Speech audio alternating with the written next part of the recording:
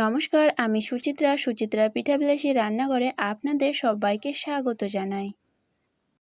আজ আমি আপনাদের সাথে শেয়ার করব তালের পান্তুয়া মিষ্টি। আর হ্যাঁ, আমি যে রসটি তৈরি করেছি সেটি কিন্তু দুধের। আর এই মিষ্টিটি খেতে কিন্তু দুর্দান্ত টেস্টি হয়। একবার হলো এভাবে এই মিষ্টিটি খেয়ে দেখবেন। তালের পান্তুয়া মিষ্টি দুধের রসে আমি কিভাবে তৈরি করলাম চলুন দেখে নেওয়া যাক।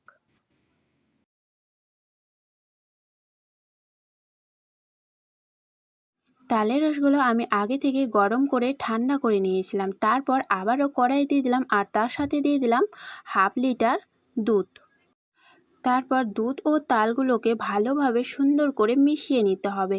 যখন মেশানো হয়ে যাবে মোটামুটি 2 থেকে 3 চামচের মতো দিয়ে দিতে হবে পাউডার দুধ।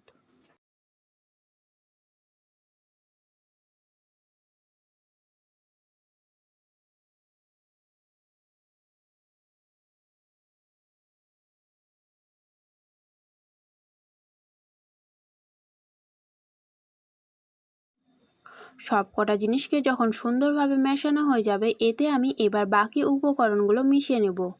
তারপর আমি দিয়ে দিলাম একটি বাটিতে করে 1 বাটি সুজি ও 1 বাটি চালের গুঁড়ো। তারপর আবারও সুন্দর করে একটি কাঠের খুন্তি দিয়ে সুন্দরভাবে মিলিয়ে নিতে হবে।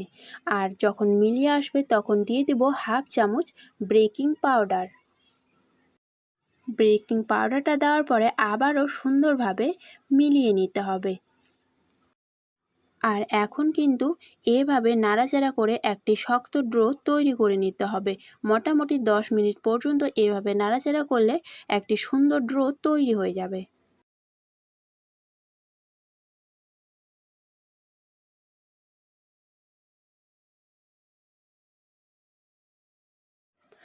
10 মিনিট পর যখন এরকম ডোটি শক্ত হয়ে যাবে আমি এবার একটি পাত্রে নামিয়ে নিব। আর নামিয়ে নেওয়ার পরে আমি মোটামুটি 5 মিনিটের মতো ঠান্ডা করতে রেখে দিব।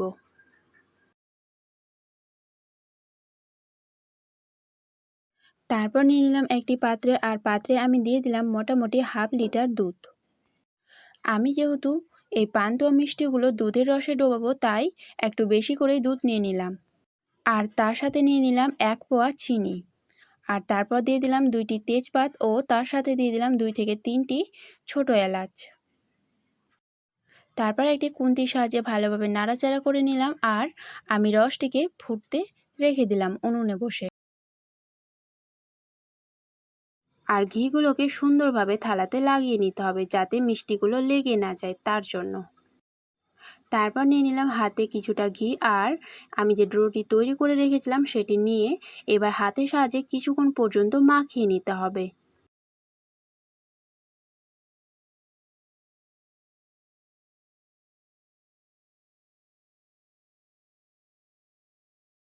পাঁচ মিনিট পর্যন্ত মাখিয়ে নেওয়ার পর ডোটি যখন নরম ও মসৃণ হয়ে আসবে তখন আমি ছোট ছোট লেচি কেটে নেব। তারপর আমি যে লেচিগুলো কেটে রেখেছিলাম সেই লেচিগুলো হাতে নিব আর এইভাবে পাক দিয়ে মিষ্টি শেপে করে নেব।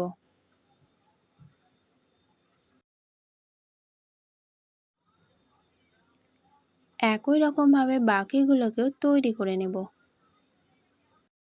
আমার ভিডিওটি দেখে যদি আপনাদের ভালো লাগে একটি লাইক করে দেবেন ও চ্যানেলটিকে সাবস্ক্রাইব করে পাশে থাকার অনুরোধ রইল।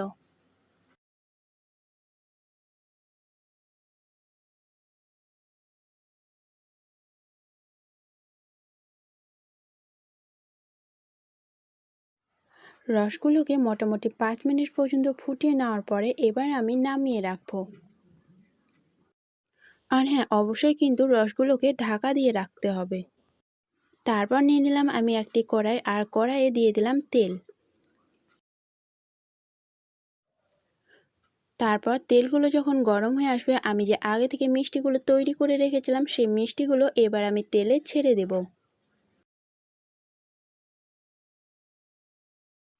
একই রকমভাবে বাকি মিষ্টিগুলোকেও তেলে ছেড়ে দিলাম। তারপর নিয়ে নিলাম একটি খুন্তি আর 2 মিনিট পরে খুন্তির সাহায্যে আলতোভাবে সুন্দর করে নাড়াচাড়া করতে হবে।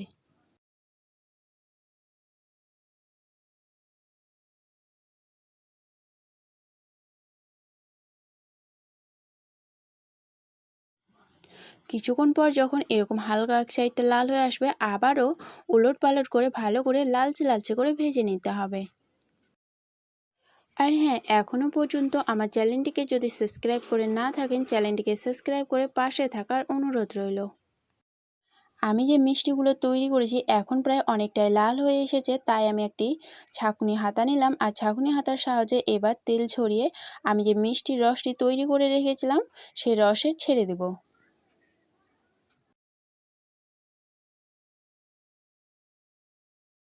একই রকমভাবে বাকি মিষ্টিগুলোকেও আমি রসে দিয়ে দিলাম। আর হ্যাঁ, অবশ্যই কিন্তু এখানে ডুবো রসে রাখতে হবে।